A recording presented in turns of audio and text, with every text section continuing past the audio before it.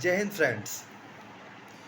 आज भारत के इतिहास की एक ऐसे महान शख्सियत का जन्मदिन है जिसने मानव समाज को एक नई दिशा दी।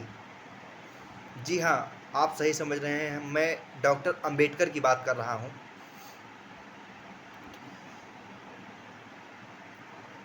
14 अप्रैल 1891 में श्री रामजी सतपाल और श्रीमती भीमाबाई की 14वें पुत्र डॉक्टर भीमराव अंबेडकर जी थे।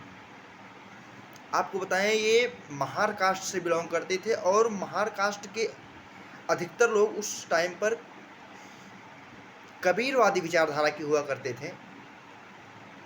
इनका एक ही सोचना था कि अपने कर्म के अनुसार फल का भोग करना है और आगे उन्नति करना है। डॉक्टर अंबेडकर को सिर्फ 4 बातों में पिरोया जा सकता है, जिसमें से पहला है दलित, दूसरा डिग्निटी, तीसरा धर्म और चौथा डेमोक्रेसी। सर, इन 4 वर्डिक्ट पर बात करना चाहें तो कम से कम 20 घंटे की क्लास भी कम पड़ जाएगी इसके लिए, लेकिन चूंकि बात विस्तार में है और बताना बहुत छोटे लहजों और छोटे शब्दों में, तो इन 4 पॉइंट पे थोड़ा थोड़ा करके बात करेंगे। और बात शुरू करने से पहले सबसे बड़ी बात, सभी नवयुवक वर्गों से मेरा हाथ जोड़ के निवेदन है कि कृपया करके किसी के बारे में सुनकर उस पर अपनी राय ना दें। इतिहास में हमारे बहुत से ऐसे शख्सियत हैं जिनका नाम लेने पे ही अंदर से एकदम उत्साह उमड़ पड़ता है, तो कृपया करके इन्हें पढ़ें। डॉक्टर अंबेडकर हुए, महात्मा गांधी हुए, भगत सिंह हुए, चंद्रशेखर आज़ाद हुए, नेताजी सुभाष चंद्र बोस, इन सब के बारे में सुनकर राय मत बनाएं अपनी, इनके बारे में पढ़ें। और अगर आप इन लोगों को गलत कहते हैं या साबित करते हैं तो इसका मतलब कि आपने उन्हें सही से पढ़ा नहीं। आप सोच के देखिए थोड़ा सा, आज 2023 चल रहा है, भारत एक राष्ट्र है, लेकिन आज भी राष्ट्र के नाम पर लोगों को एकजुट करना बहुत मुश्किल काम है। आप लोगों को धर्म के नाम पर, उनकी जाति के नाम पर एक कर सकते हैं, उनके ज़िले के नाम पर, उनके एरिया के नाम पर, इन सब पे आप एक जुट ले आ सकते हैं, एक संस्था बना सकते हैं, लेकिन एक राष्ट्र के नाम पर आज भी लोगों को एकत्रित करना बहुत मुश्किल काम है। और एक बात सोच के देखिए कि 1920 1922 की क्या पोजीशन, क्या सिचुएशन, क्या सिस्टम रहा होगा कि जब भारत ना तो राष्ट्र था ना तो कुछ, और उस पर शासन करने वाले भी बाहर के थे। ऐसे सिचुएशन में एक आदमी पूरे देश को एकत्र करता है, क्या क्षमता रही होगी बंदे की, क्या काबिलियत रही होगी, क्या लोगों को अपने तरफ आकर्षित करने का जज्बा रहा होगा कि उस आदमी की बात सुनकर लोग उसके तरफ आकर्षित हो रहे हैं, उसके पीछे पीछे चलना शुरू कर दे रहे हैं। तो एकदम हाथ जोड़ के निवेदन है कि पहले उन लोगों के बारे में पढ़ें, उसके बाद ही अपनी राय दें। तो बात करते हैं डॉक्टर अंबेडकर की। 4 बातों में इनको पिरोया जा सकता है, जिसमें से पहला, चूँकि मैंने बता चुका हूँ थोड़ी देर पहले में, कि पहला दलित। आपको बताएं सर कि अंग्रेज़ों के शासनकाल में सबसे पहले एक्ट ऑफ 1919, जिसे मॉन्टेग्यू चेम्सफोर्ड सुधार भी कहा जाता है, सबसे पहली बार डिप्रेस क्लास की बात वहीं पर की गई थी। डिप्रेस क्लास अर्थात पीड़ित वर्ग, एक दबी हुई जातियाँ। सर, उन्होंने किसी पर्टिकुलर या विशेष जाति के बारे में नहीं बताया है, दलित वर्ग, डिप्रेस क्लास, पीड़ित वर्ग, इन्होंने डिप्रेस क्लास सोसाइटी की स्थापना भी करी और डिप्रेस क्लास का लीडर बनकर 1930, 31 एंड 32 राउंड टेबल कॉन्फ्रेंस, गोलमेज सम्मेलन इंग्लैंड में हुआ, उसमें भी इन्होंने पार्टिसिपेट करा है डिप्रेस क्लास के नेता बनकर। क्या लगता है आपको कि इनको हमारे भारत में इतना सम्मान क्यों दिया जाता है? इसलिए कि वो दलित थे? नहीं सर, उनके टाइम पर शिक्षा में मुकाबला करने वाला डॉक्टर अंबेडकर के जैसा कोई और दूसरा नहीं था। पूरे संविधान सभा में जितनी लोगों की आम डिग्रियां होती हैं उतनी तो उन्होंने पीएचडी कर रखी थी। और डॉक्टर अंबेडकर एक ही बात कहते हैं, जो बात उनकी मुझे सबसे ज़्यादा अच्छी लगती है कि शिक्षा शेरनी का दूध है और जो पिएगा ना सर वही दहाड़ेगा। तो शिक्षित बनिए, दलित मत बनिए। डॉक्टर अंबेडकर सबको ब्राह्मण बनाना चाहते हैं, ब्राह्मण अर्थात ब्रह्मांड का जिसमें ज्ञान हो। सोच के देखिए एक बार, आप हजारों लाखों की भीड़ में आप अकेले आदमी हो, वेद पे बोल रहे हैं, ग्रंथ पे बोल रहे हैं, रामायण पे बोल रहे हैं, साइंस पे बोल रहे हैं, सब हाथ जोड़ेंगे एकदम कि बस सर आप ही हैं जो हैं। किसी की मजाल है जो आपसे जाति पूछे? वो हमेशा बोलते हैं कि राजा बनो, दलित मत बनो। और लोग पागल हुए हैं, भैया दलित हैं क्या करें, कमज़ोर हैं। कैसे कमज़ोर हो? डिप्रेस क्लास को उठाने के लिए उन्होंने सबसे अच्छा मार्ग जो बताया है वह है बुक, कि किताबों से ज्ञान अर्जित करिए। और दूसरा डिग्निटी, उनके द्वारा बताया गया जो दूसरा मार्ग है वो डिग्निटी अर्थात गरिमा। अपनी गरिमा को किसी के सामने झुकाइए मत। कबीर जी कहते हैं कि बड़े भाग मोर मानुष तन पायो, कि बहुत किस्मत के बाद ये मनुष्य का शरीर मिला है हमको, और ऐसे सिचुएशन में हम दूसरों के सामने झुक जाएं। कहीं कोई विधायक देख लिए, सांसद देख लिए, मंत्री देख लिए, अरे सर सर तुरंत पैर छू रहे हो। गांव के प्रधान जी देख लिए, तुरंत पैर छू रहे हो। तो डिग्निटी को अपने डाउन मत करिए, समझिए, अपने अंदर की शक्ति को पहचानने की कोशिश करिए आप कि आप क्या चीज़ हो।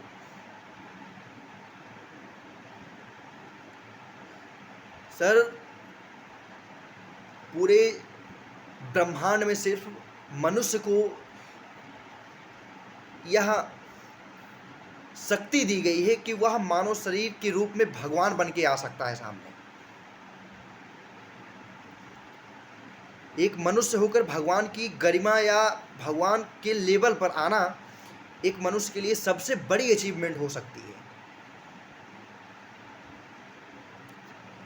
देखिए आप सिद्धार्थ को, बुद्ध,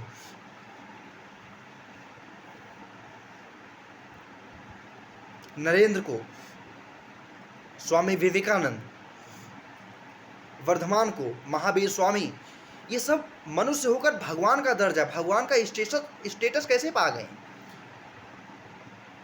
इनके अंदर जो सबसे बड़ी, लोग पूछते हैं ना कि एनर्जी कहाँ से आती है? डिग्निटी से सर।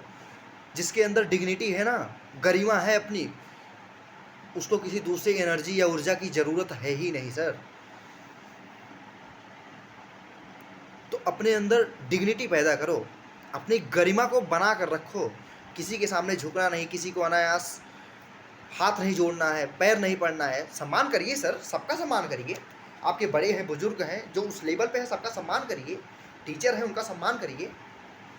कोई नेता आ गया, प्रधानमंत्री मोदी जी आपसे मिल रहे हैं, मुख्यमंत्री योगी आदित्यनाथ जी मिल रहे हैं, उनका सम्मान करिए, उनसे आप नमस्कार करिए, कोई बुराई नहीं है। लेकिन अब दौड़ के पैर छू रहे हो कितनी बार मैंने देखा है कि मायावती जी का लोग दौड़ के पैर पकड़ रहे हैं। भाई क्या खाने को दे रहे हैं क्या वो? अपने सम्मान के साथ समझौता करके आप लोगों का पैर छू रहे हो, क्या मतलब इस चीज़ का? तो सर अपनी डिग्निटी को डाउन करके कहीं लेवल किसी का बना नहीं है।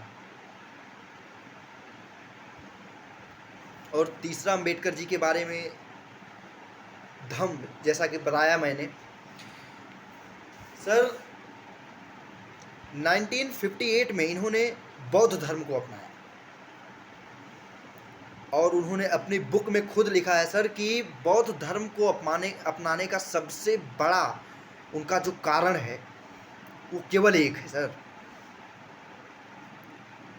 वो कहते हैं अपनी बुक में कि बौद्ध धर्म में मुझे सिर्फ एक बात अच्छी लगी कि बौद्ध धर्म बताता है कि मानवता से बड़ा इस समाज में दूसरा कोई भी नहीं।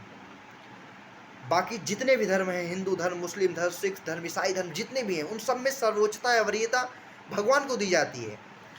लेकिन बौद्ध धर्म इंसानियत, मानव, ह्यूमनिज्म सबसे बड़ा धर्म है।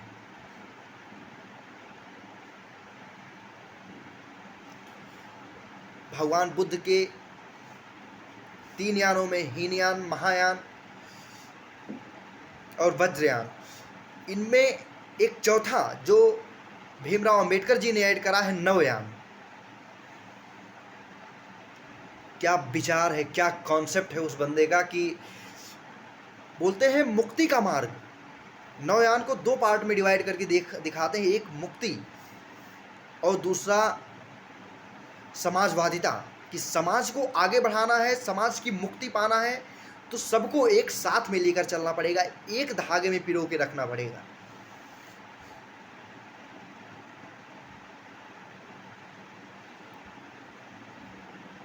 समाज में कोई उच्च वर्ग नहीं है, निम्न वर्ग नहीं है, सब समान है, कोई विभिन्न जातियां नहीं है, सिर्फ एक है, भारतीय, इंडियंस। इसीलिए वो किसी और, जैसे हिंदू हैं, हिंदू से मुस्लिम में चले गए, अल्लाह के पुजारी हो गए, हिंदू में है भगवान के पुजारी हैं, कितने भगवान उसमें बटे हुए हैं। यादव है भगवान कृष्ण को पूज रहा है, ठाकुर है भगवान राम को पूज रहा है, ब्राह्मण है परशुराम को पूज रहा है, कोई रावण को मान रहा है। ये सब क्या है सर? मानवता से बड़ा कोई धर्म नहीं। और एक सबसे लास्ट में और चौथा कॉन्सेप्ट,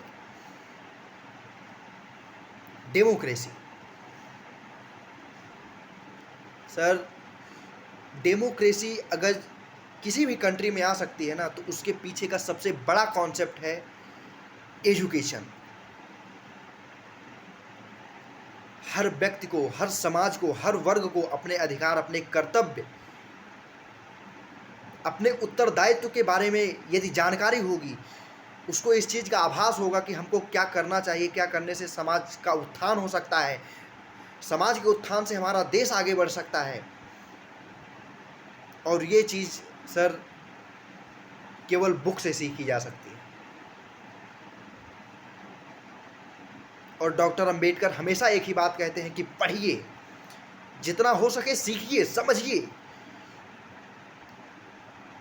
सोचिए बृहद तरीके से। जितना आप सोचेंगे उतना आपकी दिमाग का विस्तार होगा, उतना ही समाज को आप अग्रसर मोड़ में ले जा सकेंगे, एक नए नेता के रूप में उभर के सामने आ सकेंगे।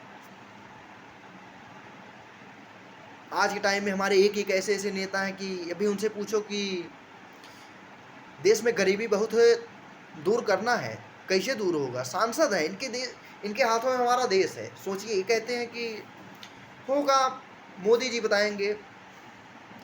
गायक भी हैं, हम नाम नहीं लेना चाहेंगे कि कौन ऐसा बोलते हैं, दिल्ली के मुख्यमंत्री के दावेदार के लिए बीजेपी से हैं।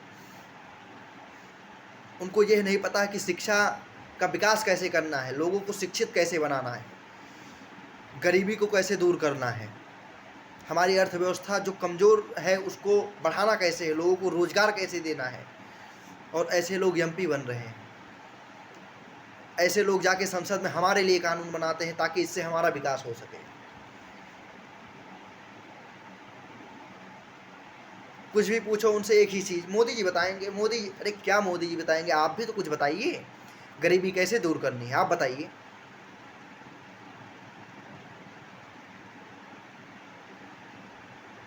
तो उन्होंने उत्थान का एक ही मार्ग, डेमोक्रेसी का एक लास्ट मार्ग बताया है, एजुकेशन। और एजुकेशन मिलेगी कहाँ से? बुक से।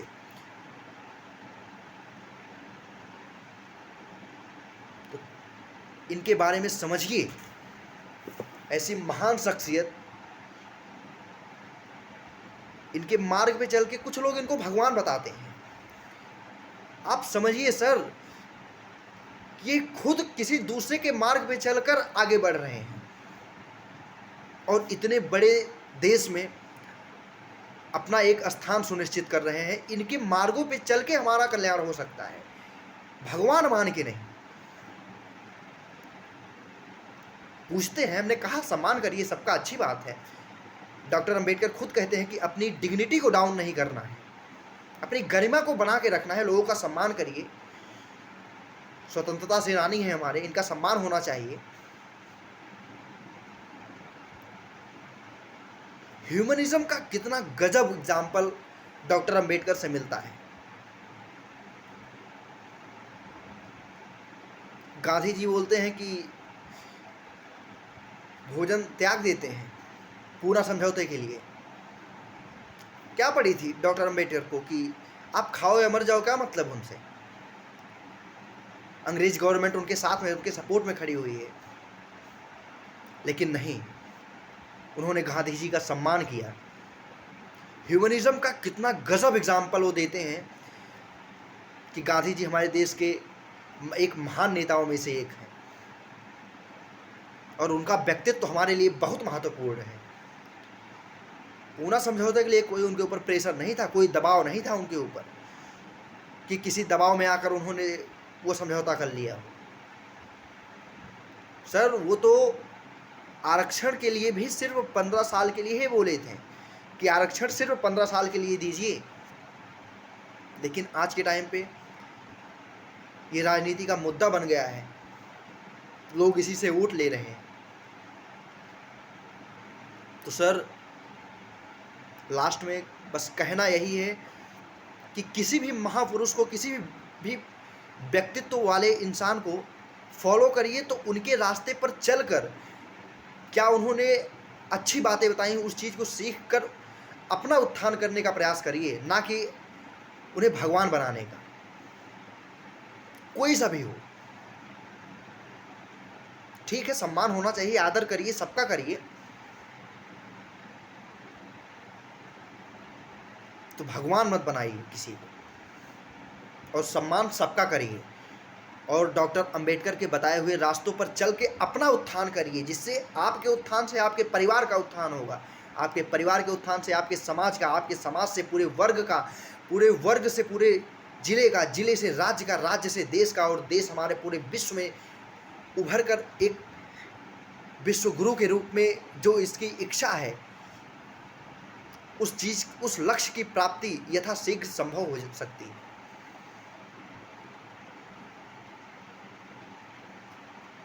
तो दलित मत बनिए, ब्राह्मण बनिए। चलिए, जय हिंद।